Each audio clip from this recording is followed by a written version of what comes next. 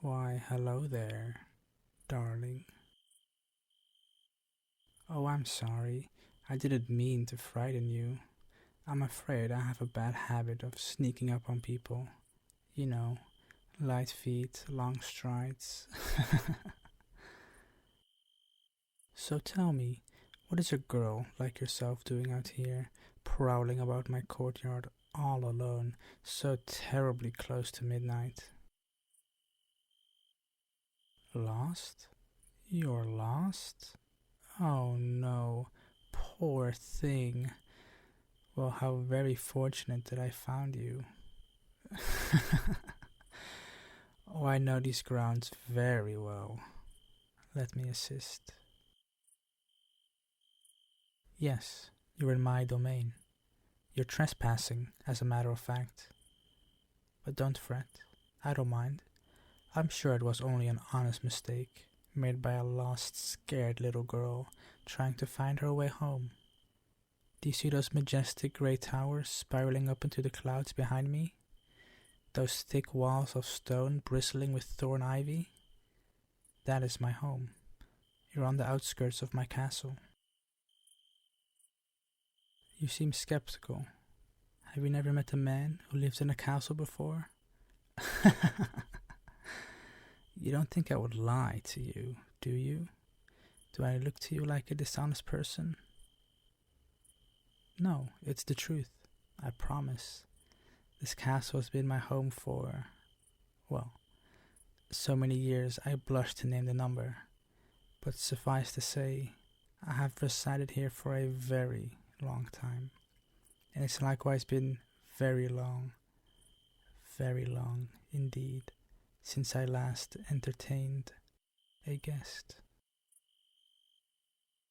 Oh, well, how kind of you to say. Good girl, you're quite a little charmer, aren't you? I can already tell we'll get along famously. I have been told before that I look younger than my years. Perhaps the soft moonlight is merely being generous with my features. Or perhaps it's true what they say, that young women often mistake the refined, regal beauty of an older man for youth. Do you think that's true? Of course you don't know. You don't know anything, do you? You don't know where you are. You don't know on whose lonely grounds you've inadvertently tread. You don't even know the name of the man who's about to bring you home. But it would be my pleasure to teach you. I am the Count, Caden, but you may call me Count. And what might I call you, my little lost lamb? A pleasure to make your acquaintance, even if it had to be under such unusual circumstances. I often find the most intimate connections are made by happenstance. A chance meeting at the dead of night, rather like the one we're having right now. A shame they're so infrequent. As I said, it's been quite a few moons since I last had someone stumble into my hunting grounds. Why, yes, this courtyard is my hunting ground. In my younger days, my friends and I would fritter away half the nights of spring and summer here. My old companions so loved the thrill of the hunt when they were still alive. Death, sadly, has dulled their taste for chasing prey. Mine, however, remains quite undiminished. Oh, we hunted all sorts of beasts. Pheasant, fox, rabbit, even, on occasion, that most crafty prey animal, man. Oh, how many men did we hunt on those grounds? And how many women too? Dozens, doubtless.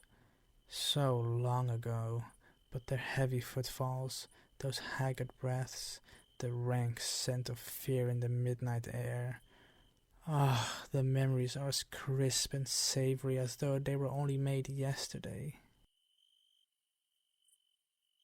Oh, are you frightened? Don't think I didn't see you step backwards just now. What's wrong? Don't bother speaking. Your stammering is quite cute, but also quite unnecessary. I know what's happening. Something in you just knows instinctively that I'm telling the truth. In fact, something about me you can't quite put your finger on has the hairs on your neck standing up and goosebumps prickling your arms since you saw me, hasn't it? This frail man, all alone here in the dark, has you slowly melting into a messy bundle of nerves. But that's alright. Here, let me make this easier for the both of us. No, no, no. Don't struggle now. I have you. You're not getting free. Let me just wrap my arms around you and draw you into my body. Do you like that? No? Oh, what's the matter, darling? Are you one of those girls who doesn't like to be embraced? Are you shy? I only wish to give you a big hug. Come here. You don't want me to. A pity. I'm afraid I have to insist.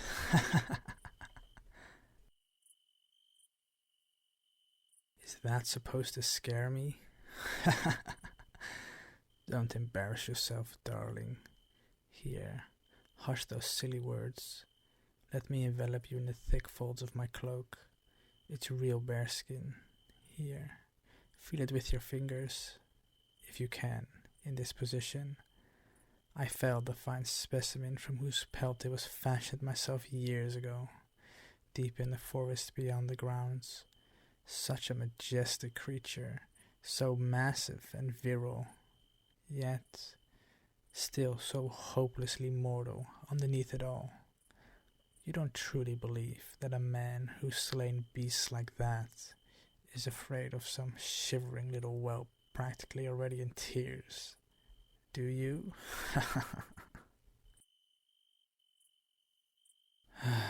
Fine. I can see I'm dealing with a stubborn girl. Keep struggling all you like. I'm actually almost starting to enjoy it. Your little worming and wiggling is adorable in a way, and those indignant, breathless shouts of yours as you squirm in my arms are not unamusing. If only because I can see how flustered you're getting at finding yourself to be so much weaker than I am. It's more than a touch humiliating, isn't it? Being so effortlessly overpowered by an unarmed older man. Yes, that's alright. You can try to duck down. You won't slip through my velvet-gloved fingers so easily. Maybe it would put you more at ease if we lay down anyway. The dewy grass is soft enough to be comfortable. There. Don't fight. It's hopeless. From the moment you stepped into my lair, you were inescapably mine. You simply just didn't know it yet. Poor girl. But this doesn't have to be difficult if you don't want it to be. Just let me lower you down. Let my strong arms encircle you and my long legs pin yours down. Let me slip a glove off and let a soft, pale hand cup your face. That's not a bad feeling, isn't it? Your cheek is awfully warm. I like it. Scream all you like.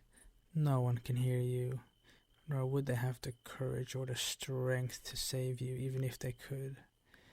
But we don't need anyone else to intrude on our special little moment we're sharing now, do we? Such soft hair. I hope you don't mind me petting it. Oh no, don't lie to me, darling. You like it when I pet your head. I heard that purr. Shall I reward you with another? If I do, I hope you'll be a good girl for me and stop struggling so much. Oh, there's that whine again. You do like it. Of course you do. My touch is soothing, isn't it? You can't explain it any more than you could explain your wordless fear at the sight of me earlier, but I can see the strange kind of petrified contentment. Maybe even verging on enjoyment starting to dawn in your eyes. Sure, you're still thrashing, but I can feel those wails and pleas for me to release you getting less convincing by the second, those spasms and shakes getting weaker and more half-hearted. Don't worry, it's normal. My kind can be very enticing to humans. It's in our nature. It's quite common that girls like you come to enjoy being in our embrace, being the subject of our affection, even in the throes of being hunted by us. Of course I'm not human, darling. Come on. Have you ever met an ordinary man with a pair of glistening fangs like these? Oh, they make your little heart quiver when I bare them, don't they? So long and white and immaculate. And sharp. I adore that little flash of fear in your wet, nervous eyes, but I can see that they excite you a little too. I know precisely what you're thinking. You've figured out what I am by now, haven't you? And you're wondering what it would feel like if these fangs of mine found their way to your pretty little exposed neck and I just... But don't worry, tempting as it would be, I'm not going to feed on you. Yet. It's been so long since I've had a human stumble into my web. The spider can sheath his pincers for the time being and play with his food a little bit. In fact, there's something about your demeanor I'm growing to find quite amusing. That anxious mewling, those frightened puppy eyes. I think I'll have to take my time with you. No struggling. Be still. Calm yourself. Good girl. See how quickly you've begun to obey? Oh yes, you might be suited for more than just a meal. You might even be a candidate for more. I'll take my time with you indeed. I was human as well once, long ago. Just a small, inconsequential boy running around in this big, bustling world. Not so very different from you. But then, something happened. Something absolutely wicked. And when it was all over, I became the Count. My skin paled, my teeth grew into fangs, my lips took on this luscious, natural red you find so enthralling. Oh, did you think I didn't notice your eyes flitting down to my mouth? To these voluptuous lips of mine. Don't be shy. I'm flattered. If you wanted a taste, all you needed to do was ask. This doesn't need to be only fun for me, after all.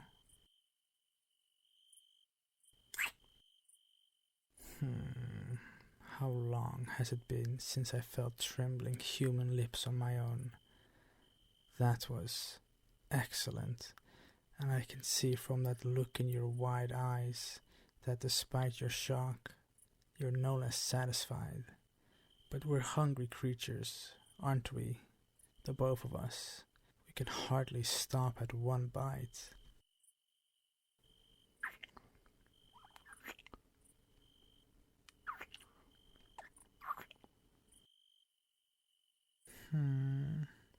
As much as I hate to part from you, I fear we're burning moonlight.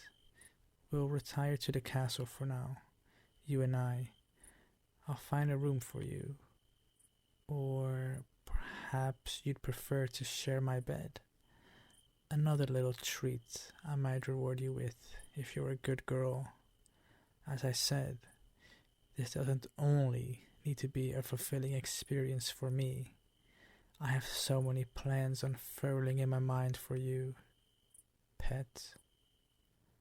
You might just be the one I've been looking for, but time will tell. Now, one last kiss. Alright, on your feet. You won't resist anymore, will you? You're under my spell now, aren't you? I can see it in your eyes, even as a part of you so desperately wants to run away. You can't help but instinctively obey your gentle master.